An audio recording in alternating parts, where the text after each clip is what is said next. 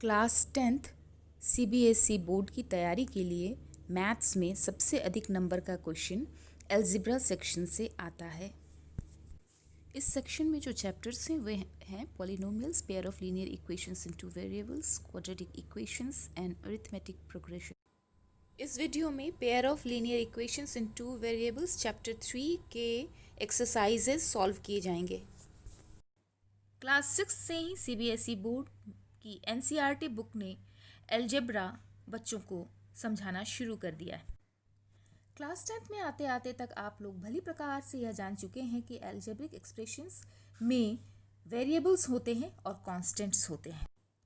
English के small letters x y z l m n o a b, इन सब से हम वेरिएबल्स को डिनोट करते हैं और अपने एक्सप्रेशंस को बनाते हैं जो कि हमें मैथमेटिक्स के कॉमन रूल को एक्सप्रेस करने में हेल्प करते हैं। अब तक आप जान गए हैं कि अलजेब्रिक एक्सप्रेशंस को हम इन दो तरीकों से लिख सकते हैं जैसा यहाँ दिखाया गया है।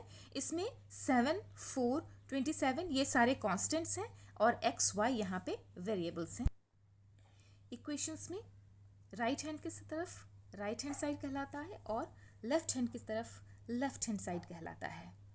और एक इक्वेशन किसी फिक्स्ड नंबर के इक्वल टू होता है। आपने पहले की क्लासेस में सीखा कि अगर x या y की वैल्यू दी गई है तो हम उन वैल्यू को पुट करके इक्वेशन को सॉल्व कर सकते हैं। लेकिन अगर x और y की वैल्यू नहीं दी गई हो तो हम ट्रायल एंड एरर मेथड से x और y की वैल्यू पुट करते हैं और इक्वेशन को सॉल्व करने की कोशिश करते हैं। यहाँ दिए गए एग्जाम्पल में x = 1, y = 5 अगर हम लेते हैं तो हमें 27 मिलता है, यानी कि LHS = RHS। ऐसा बिल्कुल भी नहीं कि वेरिएबल के लिए हम कोई भी नंबर डिसाइड कर लें और वह इक्वेशन को सॉल्व कर। वेरिएबल का वैल्यू कुछ खास ही नंबर्स होते हैं जो कि इक्वेशन को LHS = RHS कर देते हैं। इक्वेशन का LHS = RHS हो जाना इक्वेशन का सेटिस्फाई हो जाना कहलाता है। वेरिएबल के जिस डेफिनेट वैल्यू से यह पॉसिबल हो पाता है वह सॉल्यूशन टू द इक्वेशन कहलाता है। चैप्टर 3 में हम लोग देखेंगे pair of linear equations in two variables and graphical method of their solution, consistency, inconsistency, algebraic conditions for number of solutions, solutions of a pair of linear equations, two variables, algebraically by substitution, by elimination, simple situational problems, simple problems on equations, reducible to linear equations. पहले हम लोग exercise 3.1 solve करेंगे। इसका पहला question है, Aftab tales his daughter 7 years ago I was 7 times as old as you were then. Also, 3 years from now, I shall be 3 times as old as you will be. Isn't it interesting? Represent this situation algebraically and graphically. जो number हमें पता नहीं होता है उसे हम variable कहते हैं और इस वेरिएबल को हम यहाँ पे x और y मानेंगे। आफ्ताब का प्रेजेंट एज अगर x है तो उसकी डॉटर का एज y मानेंगे। आज आप अगर 15 साल के हैं तो आज से 5 साल पहले आप 10 साल के होंगे, यानी कि माइनस हुआ। इसी तरह से एज ऑफ आफ्ताब आज से 7 साल पहले x - 7 तो उसकी डॉटर का एज y - 7। क्वेश्चन में ऐसा दिया गया है कि I was 7 times as old as you were then, यानी कि 7 गुना होऊंगा मैं तुम्हारी उम्र का। इस सिचुएशन को हम ऐसे लिखेंगे x - 7 जो कि आफ्ताब की उम्र उस समय होगी 7 × y - 7 जो कि उसके डॉटर की उम्र उस समय थी। अब हम इस इक्वेशन को सॉल्व करेंगे तो देखिए 7 से अगर हम इंटू करते हैं तो 7y - 40। कॉन्स्टेंट्स को एक तरफ और वेरिएबल को एक तरफ ट्रांसपोर्ट कर लेते हैं।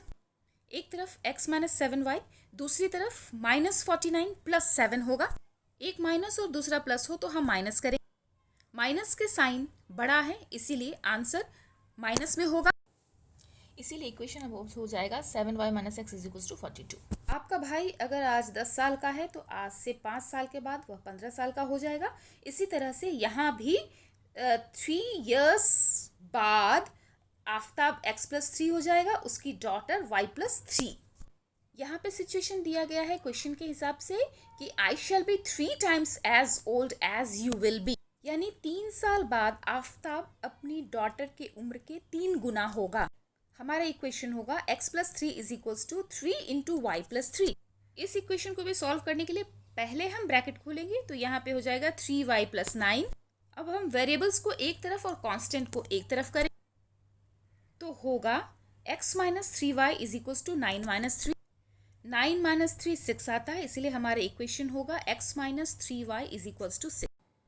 ग्राफिक रिप्रेजेंटेशन करने के लिए पहले हम इक्वेशन को रीअरेंज कर लेते हैं। इक्वेशन को लिख दिया गया है x is equals to 7y minus 42। y की वैल्यू हम पुट करेंगे, जिससे हमें x की वैल्यू सॉल्व करने के बाद मिल जाएगी।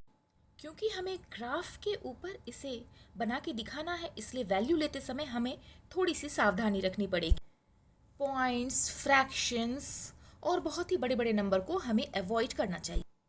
छोटे छोटे होल नंबर्स हों तो ग्राफ बनाना बहुत ही आसान हो जाता है। इक्वेशंस में जो कॉन्स्टेंट्स दिए गए हैं उनको बहुत अच्छे से पहले देखना चाहिए, उनके आपस में क्या कनेक्शंस हो रहे हैं ये भी देखना चाहिए। इस इक्वेशन में 7 और 42 के बीच में फैक्टर और मल्टीपल का रिलेशन है। इस रिलेशन को देखते हुए y की वैल्यू अगर हम लोगों ने 6 ले ली तो हमारा x 0 मिल गया।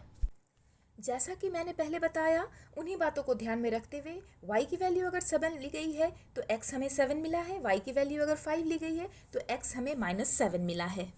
मैंने y की दोनों वैल्यू 7 एंड 5 को इक्वेशन पे रख के सॉल्व करके यहाँ पर नहीं दिखाया है, लेकिन आपको आंसर सॉल्व करते समय ये करके दिखाना होगा। जैसा कि मैंने पहले करके दिखाया है एग्जैक्टली वैसे ही आपको करना होगा। 3 या 4 वैल्यूज़ ज़रूर निकालने होंगे। बाद जैसा टेबल यहाँ बनाकर दिखाया गया है वह टेबल आपको भी बनाकर दिखाना होगा। अब सेम क्वेश्चन के इक्वेशन नंबर 2 को ग्राफिक रिप्रेजेंटेशन के लिए तैयार किया गया है। x is equals to 6 plus 3y। जैसा कि मैंने पहले बताया, उन सारी बातों को ध्यान में रखते हुए y की वैल्यू अगर हम 0 लेते हैं तो x हमें 6 मिलता है। एक बहुत ही इम्पॉर्टेंट पॉइंट मैं आप लोगों को यहाँ बता दूँ कि मैक्सिमम ग्राफिक रिप्रेजेंटेशन के लिए जो वैल्यूज़ सुटेबल होते हैं वो या तो 0 होते हैं या 1 या -1। इसीलिए इन वैल्यूज़ को पुट करके पहले एक बार ट्राई ज़रूर कर लेना चाहिए। इससे आसानी से हमें सॉल्यूशंस मिल जाते हैं। जैसा कि पहले मैंने बताया उसी तरीके से सॉल्व किया गया और टेबल बना लिया गया। ग्राफ प्लॉट करने के लिए ग्राफ पेपर के साथ साथ एक स्केल, शार्प किया हुआ पेंसिल, इरेजर और शार्पनर चाहिए। ग्राफ में आप ध्यान से देखेंगे 10 छोटे छोटे यूनिट्स का एक बड़ा स्क्वायर यूनिट बना हुआ होता है। इसके ग्राफ को प्लॉट करने के लिए हम 10 यूनिट्स इज इक्वल्स टू 1 मानेंगे। इसके बाद एक्स वाई एक्सिस को हम यहाँ पे खींच लेंगे और ग्राफ के नंबर्स को प्लॉट कर देंगे। अब question number 2, the coach of a cricket team buys 3 bats and 6 balls for rupees 3900. Later she buys another bat and 3 more balls of the same kind for rupees 1300. Represent the situation algebraically and geometrically. यहाँ भी हमें variable जो हमें नहीं पता है उसे x and y माना गया है। बैट की कॉस्ट रुपीज़ x है तो बॉल की कॉस्ट रुपीज़ y। क्वेश्चन का पहला सिचुएशन है 3 बैट और 6 बॉल के, तो हमें 3900 रुपीज़ लगते हैं। दूसरा सिचुएशन है 1 बैट 3 बॉल जिसके हमें 1300 रुपीज़ लगते हैं। पहले वाले इक्वेशन को ग्राफिकल रिप्रेजेंटेशन के लिए तैयार कर लिया गया है। x is equals to 3900 minus 6y divided by 3।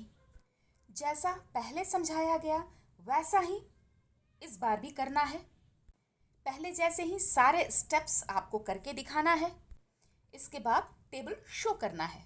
इसी तरह equation number 2, x is equals to 1300 minus 3y, यहाँ भी सेम एक्टिविटीज़ होगी। ग्राफ प्लॉट करने के पहले x और y एक्सिस के पॉजिटिव और नेगेटिव साइड के मैक्सिमम लिमिट को देख लेना चाहिए। इस ग्राफ में x positive side 300, negative side -500, y positive side 700, negative side कुछ भी नहीं है। ग्राफ बनाने के लिए हम 10 यूनिट्स को 100 मानेंगे। नेगेटिव साइड में हमारे ज़्यादा नहीं है, इसीलिए हम ग्राफ को इस तरीके से पॉजिटिव साइड में प्लॉट करेंगे। सबसे पहले हम 300 और 500 लेंगे, 300 एक्स एक्सिस पे और 500 वाई एक्सिस पे, और उसे प्लॉट करेंगे। एक्स एक्सिस और वाई एक्सिस की लाइन जहाँ पे इंटरसेक्ट करती है वहाँ पर हम एक पॉइंट लगाएंगे। उस पॉइंट को हम एक सर्कल से घेरेंगे और फिर ब्रैकेट के अंदर में पहले हम एक्स एक्सिस वाली 300 लिखेंगे, उसके बाद वाई एक्सिस वाली 500 लिखेंगे और उसे ब्रैकेट के अंदर में लिख देंगे। इसी तरीके से हम सारे पॉइंट्स आगे भी प्लॉट कर लेंगे। फिर दूसरे टेबल के भी सारे पॉइंट्स हम इसी तरीके से फिर प्लॉट कर लेंगे। यहाँ हम देख रहे हैं कि लाइन इंटरसेक्ट करेगी और वो लाइन 1300 पे इंटरसेक्ट करेगी। The cost of 2 kg of apples and 1 kg of grapes on a day was found to be rupees 160. After a month, the cost of 4 kg of apples and 2 kg of grapes is rupees 300. Represent the situation algebraically and graphically. यहाँ भी जो पता नहीं है उसे XY मानेंगे। Apple का cost X rupees तो ग्रेप्स का कॉस्ट Y रुपीज़ होगा। यहाँ भी अकॉर्डिंग टू क्वेश्चन हमें दो इक्वेशंस फॉर्म करने हैं।